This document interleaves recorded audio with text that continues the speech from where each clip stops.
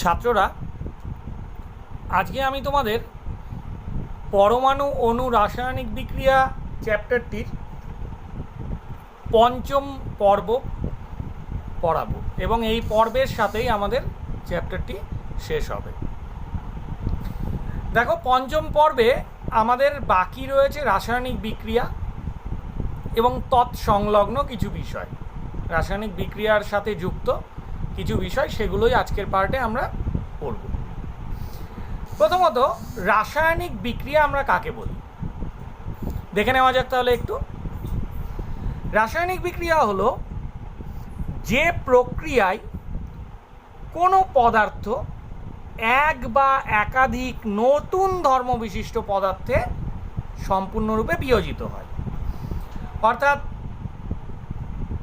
একটা পদার্থ বা একাধিক পদার্থ সেটা নতুন ধর্মবিশিষ্ট একাধিক পদার্থে সম্পূর্ণরূপে ভেঙে যায়। বা আরেক রকম হতে পারে, এক বা একাধিক পদার্থ পরস্পর যুক্ত হয়, যুক্ত হয়ে সম্পূর্ণ নতুন ধর্মবিশিষ্ট পদার্থের অণু সৃষ্টি করে। অর্থাৎ যুক্ত হয়ে গেল যে পদার্থ রয়েছে সেগুলি এবং নতুন ধর্মের একটি পদার্থ সৃষ্টি করে নিল, তাকে আমরা কি বলবো? সেই বিক্রিয়াকে আমরা রাসায়নিক বিক্রিয়া বলবো। দেখো, রাসায়নিক বিক্রিয়ার এখানে সংক্ষিপ্ত রূপ আমি দিয়েছি। কার্বনের সঙ্গে অক্সিজেনের বিক্রিয়া, কার্বন এবং অক্সিজেনের বিক্রিয়ায় কার্বন ডাই অক্সাইড, এটা হচ্ছে ক্যালসিয়াম অক্সাইড, তার সঙ্গে জলের বিক্রিয়া ক্যালসিয়াম হাইড্রোক্সাইড। এখানে রয়েছে Fe বা আয়রন যাকে বলি আমরা, তার সঙ্গে HCl এর বিক্রিয়া অর্থাৎ হাইড্রোক্লোরিক অ্যাসিডের উৎপন্ন হচ্ছে ApCl2 এবং তার সাথে হাইড্রোজেন। পাশে একটা চিহ্ন ব্যবহার করা হয়েছে, এটা হালকা হতে গেলে সেটি যখন বায়ু অপসারণ দ্বারা ওপর দিকে উঠে যায় তখন তাকে আমরা বলি, তাকে এই চিহ্নের দ্বারা প্রকাশ করি, ওপরে দিই। আর উল্টো যদি হয় অধক্ষিপ্ত হয় অর্থাৎ নিচের দিকে ভারী হওয়ার জন্য বসে যায়, তখন তীরের মুখটা হয় নিচের দিকে। যেখানে যেখানে প্রয়োজন সেখানে আমরা এটিকে ব্যবহার করতে পারি।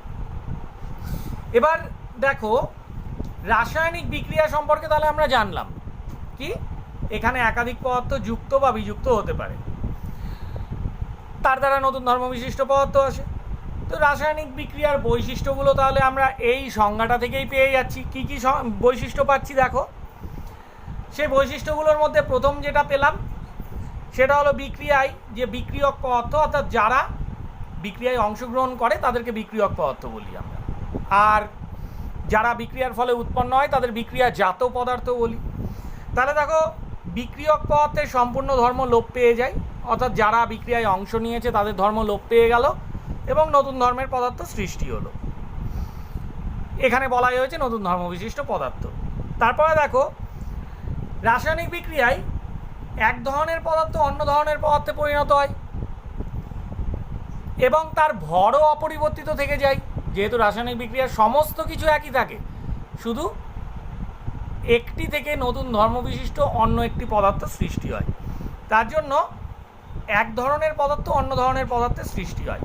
এবং ভর যেহেতু অপরিবর্তিত থাকে, তার মানে ভর পরিবর্তন হলো না, মানে এটাকে আমরা ভরের নিত্যতা সূত্র বলি। ভরের নিত্যতা সূত্রের প্রমাণ দেয় এটি। তারপরে কি, রাসায়নিক বিক্রিয়ায় বিক্রিয়ক পদার্থ এবং বিক্রিয়াজাত পদার্থের মোট পরমাণু সংখ্যা সবসময় একই, অর্থাৎ তুমি এপারের সঙ্গে এপাশ মেলাও একই আসবে। কার্বন কটা? একটাই রয়েছে, এখানেও দেখো একটা। অক্সিজেন শেষে 2 দেখতে পাচ্ছি, তার মানে এটা অক্সিজেনের একটা অণু, তো একটা অণুতে 2টো অক্সিজেন পরমাণু রয়েছে। এপাশেও দেখো অক্সিজেন 2টোই রয়েছে। এখানে যদি দেখি ক্যালসিয়াম Ca, ক্যালসিয়াম একটা, এখানেও দেখো একটাই রয়েছে। তারপরে এদিকে যদি দেখি হাইড্রোজেন রয়েছে কটা? 2টো। হাইড্রোজেন H রয়েছে 2, জলের মধ্যে 2 পরমাণু হাইড্রোজেন। দেখো এখানে রয়েছে H হোল 2 অর্থাৎ H 2টো রয়েছে। ও দেখো কটা? এখানে একটা, আবার এখানে একটা, অর্থাৎ বিক্রিয়কে 2টো। এখানে দেখো ও হোল 2 রয়েছে, তার মানে ও 2টো। তার মানে এখান থেকে প্রমাণ হয়ে গেল বিক্রিয়ক বিক্রিয়াজাত পদার্থের অণুর সংখ্যা সমান থাকে। এবার রাসায়নিক বিক্রিয়া নির্দিষ্ট ওজন অনুপাতেই যুক্ত হয়। এখানে নির্দিষ্ট ওজন অনুপাতে থাকবে, যেরকম দেখো 1 অণু এপির সঙ্গে 2 অণু HCl যুক্ত হয়েছে, যেখানে 2 অণু কী করে বুঝলাম, এই যে সামনে 2 লেখা। পেছনের সংখ্যাগুলো বোঝাই, পেছনে নিচে যেটা লিখি সেটা চিহ্নিত করে পরমাণু সংখ্যা, একটি অণুতে থাকা পরমাণুর সংখ্যা। পেছনে নিচের দিকে যেটা লিখি সামনে নির্দেশ করে অণুর সংখ্যা, কতগুলো অণু। তার মানে 1 অণু এপির সঙ্গে 2 অণু HCl যুক্ত হতে পারে। তার মানে এখন যদি 2 অণু এফি দেওয়া হয় তাহলে HClও কিন্তু 4 অণু হয়ে যাবে। যদি 3 অণু এফি দেওয়া হয় তাহলে HClও 6 অণু হবে। যদি এফি 4 অণু দেওয়া হয় তাহলে HCl 8 অণু হবে, অর্থাৎ একই অনুপাতেই আসবে, অর্থাৎ একই ওজন অনুপাতে যুক্ত হয়। নেক্সট যদি দেখি রাসায়নিক বিক্রিয়া, বিক্রিয়ক পদার্থের অণুর গঠন বিক্রিয়াজাত পদার্থের অণুর গঠনের থেকে পৃথক হয়। সে তো দেখেই বুঝতে পারছি, কার্বন অক্সিজেন, এখানে হয়ে গেল কার্বন ডাই অক্সাইড। বিক্রিয়ক পদার্থের স্থায়ী পরিবর্তন ঘটে, অর্থাৎ কার্বন আর অক্সিজেন এই দুটোতে কিন্তু পুনরায় এখান থেকে খুব সহজে ফেরত আসা যাবে না। রাসায়নিক বিক্রিয়ায় তাপের উদ্ভব বা শোষণ হয়, এগুলো তো এখানে দেখানো সম্ভব না, জেনে রাখা দরকার। কোনো কোনো ক্ষেত্রে তাপ উৎপন্ন হয়, সেগুলো বিক্রিয়াতে কি গরম হয়ে যায়, পাত্র গরম হয়ে ওঠে।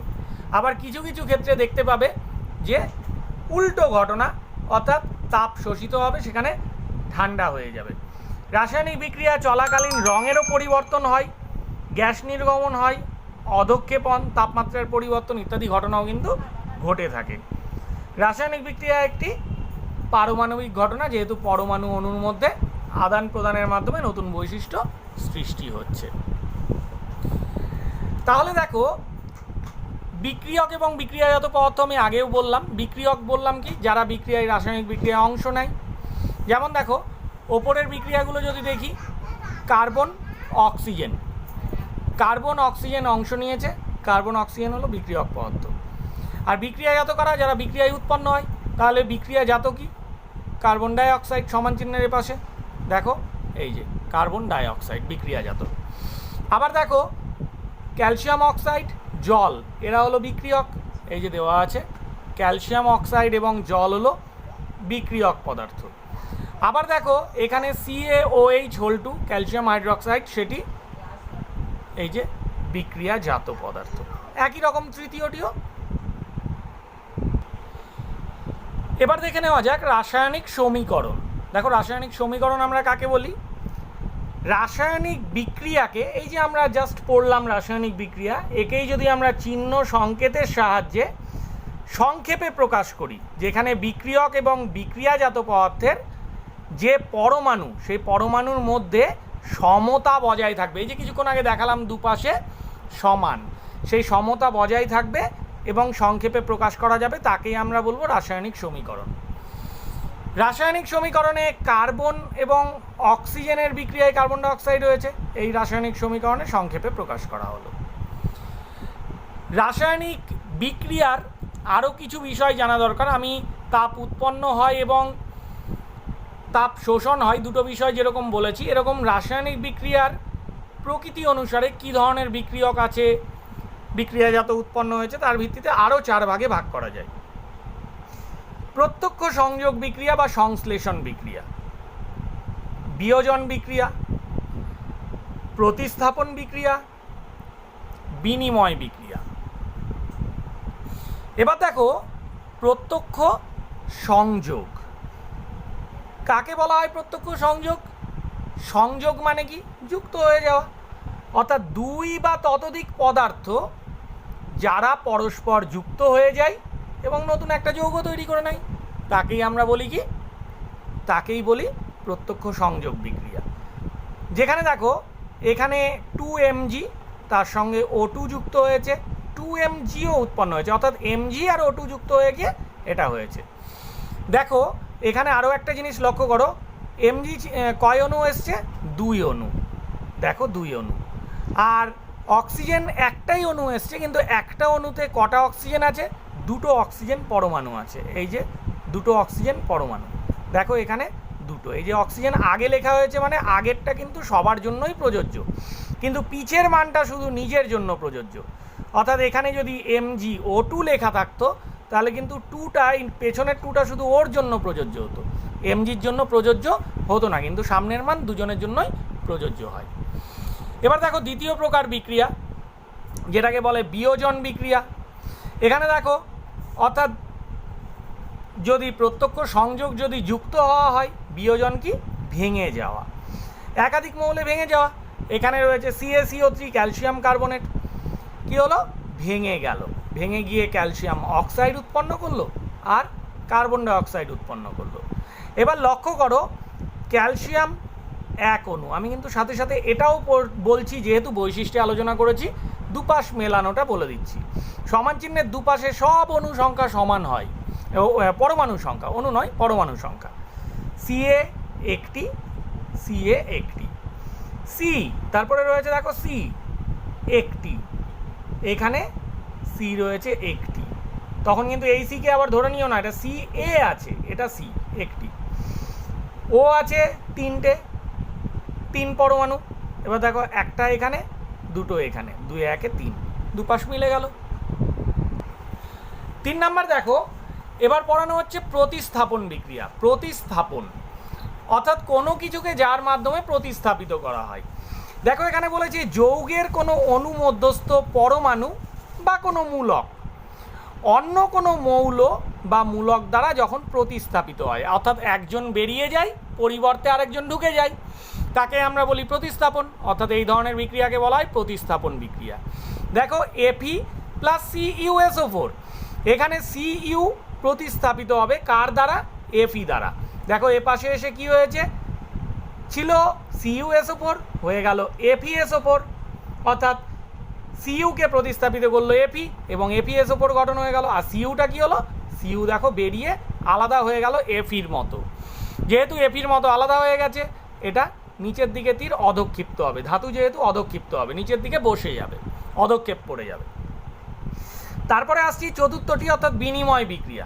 বিনিময় বিক্রিয়া কি, দুটি যৌগের উপাদান বা মূলক যেগুলো রয়েছে তারা পরস্পরের মধ্যে স্থান বিনিময় করবে, অর্থাৎ একজনেরটা আরেকজনের কাছে চলে যাবে। এটাকে উদাহরণ হিসেবে তোমরা নিজেদের মধ্যে যদি খাতা আদান প্রদান বলতে পারো, একজনের বাংলা খাতা আরেকজনের কাছে, দ্বিতীয় জনের ইংলিশ খাতা প্রথম জনের কাছে, এভাবে যদি হয় ঠিক যা দাঁড়াবে এখানেও তাই। দেখো NaCl তার সঙ্গে AgNO3 বিক্রিয়া করছে, হয়ে গেল N এর সঙ্গে NO3 যুক্ত হয়ে প্রথম যৌগ, আর Agর সঙ্গে এই Cl যুক্ত হয়ে দ্বিতীয় যৌগ AgCl, যা অধক্ষেপ পড়ে গেল। তাহলে কি হলো, NaNO3 + AgCl, এপাশে ছিল NaCl + AgNO3, বিক্রিয়ক বিক্রিয়াজাত পদার্থ NaNO3 + AgCl। এবার দেখে নেওয়া যাক যে বিক্রিয়াতে সমতা বিধান কী করে করে। সমতা বিধান মানে কি, সমতা বিধান মানে কোনো রাসায়নিক বিক্রিয়ার যে আমরা সমীকরণ লিখেছি, সমীকরণে ঠিক কত অণু অংশগ্রহণ করেছে সেই অণু সংখ্যাটা আগে লিখতে হয়। এটা অনেকটা অঙ্কের মতো, অঙ্কে যেরকমভাবে আমরা হিসাব করে লিখে থাকি এখানেও ঠিক সেইভাবেই লিখতে হবে। এবার দেখে নেওয়া যাক প্রথম ক্ষেত্রে। প্রথম 1 নং সমীকরণে দেখা যাচ্ছে যে দেওয়া হয়েছে আগে একটি ড্যাশ, তারপরে C + O2, O2-র আগে ড্যাশ নেই, তার মানে O2-র কিন্তু পরিবর্তন হবে না, O2 যে যত সংখ্যক অণু আছে ততগুলোই থাকবে। O2 তার মানে একটি অণু আছে, একটি অণুতে কটা পরমাণু, 2টি পরমাণু। তার মানে দেখো 2টি পরমাণু যেহেতু রয়েছে এখানেও 2টি পরমাণু হতে হবে, ও কিন্তু এখানে একটি আছে। তুমি পেছনে কিন্তু কোনোদিনই কিছু বসাতে পারবে না, তোমার অধিকার আছে সামনে বসানোর, শুধুমাত্র অণু সংখ্যা বদল করার। পেছনে বদলে দিলে সেই অণুটার চরিত্রই বদলে যায়, তার জন্য তুমি পেছনে কোনোদিনই কারো পেছনে বসাতে পারবে না, সামনেই বসাতে হবে। তার মানে এখানে O2 যেহেতু আছে, মেলানোর জন্য আমাকে আগে 2 নিতে হলো। প্রশ্ন হলো O2 হয়ে গেল, ভালো কথা, 2টো অক্সিজেন হলো, এপাশেও 2টো অক্সিজেন। কিন্তু ওকে বদল করতে গিয়ে আমি দেখতে পাচ্ছি যেহেতু আগে বসেছে, আগে বসলে তো নাম্বারটা দুজনই ব্যবহার করে, তার জন্য CO তো বদলে 2টো হয়ে গেল। যেহেতু C বদলে 2টো হলো, তার জন্য এখানে একটা ড্যাশ আছে, এই ড্যাশে যদি 2 বসাই তবে দেখো 2C হয়ে যাচ্ছে। এবার তুমি মেলাও, 2টো পাশ কিন্তু মিলে গেছে, 2C + O2 = 2CO, অর্থাৎ 2টো C 2টো C, 2টো অক্সিজেন 2টো অক্সিজেন। এবার যদি দেখি দ্বিতীয়টি, অর্থাৎ দ্বিতীয় ক্ষেত্রে দেখতে পাচ্ছ ড্যাশ Ag অর্থাৎ রয়েছে কি dash AG dash H2S dash Ag2S plus dash H2। এবার তাহলে এজির সংখ্যা দেখতে পাচ্ছি এখানে একটা, এপাশে দেখতে পাচ্ছি দুটো। আগে এটা ব্যালেন্স করি, তাহলে এখানে 2 বসাতে গেলে দুটো দুটো হয়ে গেল এজি, আর কিছু কিন্তু পরিবর্তন হলো না। বাকিগুলো মেলাই, H2 দুটো রয়েছে, এখানেও দুটো রয়েছে, S এখানে একটা, এখানেও একটা, দেখো সবগুলো মিলে গেছে। তাহলে এগুলো কি করব, এইগুলোতে কিন্তু সবগুলো এক অণু করে অংশ নিয়েছে। এবারে এক অণু যেহেতু আমার ব্র্যাকেট দেওয়া শূন্যস্থান দেওয়া ছিল, তার জন্য আমি এক লিখলাম। তোমরা সাধারণ ক্ষেত্রে এক H2S লেখার কোনো প্রয়োজন নেই, শুধুমাত্র এই আগের লাইনের মতো H2S লিখলেই হবে। এখানে যেরকম 1O2 না লিখে O2 লেখা হয়েছে। এর পরেরটা যেটা আসছে সেটা হলো KI ড্যাশ দিয়ে KI plus Cl2 plus dash দিয়ে প্লাস নয় সমান ড্যাশ দিয়ে Cl KCl, আগে ড্যাশ আছে এবং শেষে আছে, একটু ভুল হয়েছে এখানে, এটা হবে I2। তাহলে দেখো এবার যেটা আসছে I2 দেখতে পাচ্ছি শেষে, তো 2I মেলানোর জন্য এখানে 2 নিতে হবে। যদি 2 নিই তাহলে একটু ভালো করে লক্ষ্য করো, তাহলে কেও কিন্তু দুটো হয়ে যাচ্ছে। কে যদি দুটো হয় তাহলে এখানে আবার কে মেলাতে হবে, এখানে দুটো সাইড সবসময় মেলাতে থাকতে হবে তোমাকে।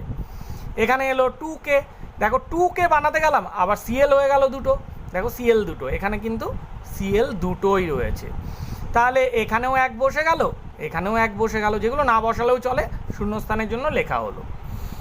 লাস্টেরটিতে দেখো, লাস্টেরটিতে দেখা যাচ্ছে যে dash NaOH plus dash H2SO4 সমান dash Na2SO4 plus dash H2O। Na আছে একটা, আর কোথাও তো Na নেই, সমান চিহ্নের আগে এপাশে Na আছে, Na আছে দুটো। এটাকে ব্যালেন্স করার জন্য আগে 2Na বসালাম।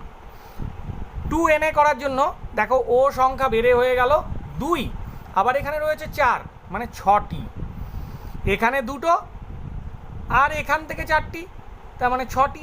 যে 6টি হয়ে গেল, এবার তো দেখো তোমার এখানে 4টি রয়েছে আর এখানে একটা রয়েছে, 5টা হচ্ছে। কিন্তু এখানে 2 বসালে দেখো 2O আর এখানে 4, 6 হয়ে গেল। তাহলে বাকিগুলো মেলাই, দুটো H আছে, আবার এখানেও দুটো H আছে, মোট হলো 4টি H। 4টি H হতে গেলে এখানে দেখো 2 দুগুণে 4, আগেরটার সঙ্গে পরেরটা গুণ হয়, তাহলে 4টি H বেরিয়ে গেল। নেক্সট বাকি আছে S। S দেখো এখানে একটি, এপাশে দেখো এখানেও S একটি, মিলে গেল। তাহলে যেহেতু সব মিলে গেছে, তাহলে এখানেও এক, এখানেও এক বসিয়ে দিলাম। এই হলো তোমাদের আজকের পড়া, এর সাথে সাথে চ্যাপ্টারটি শেষ হলো।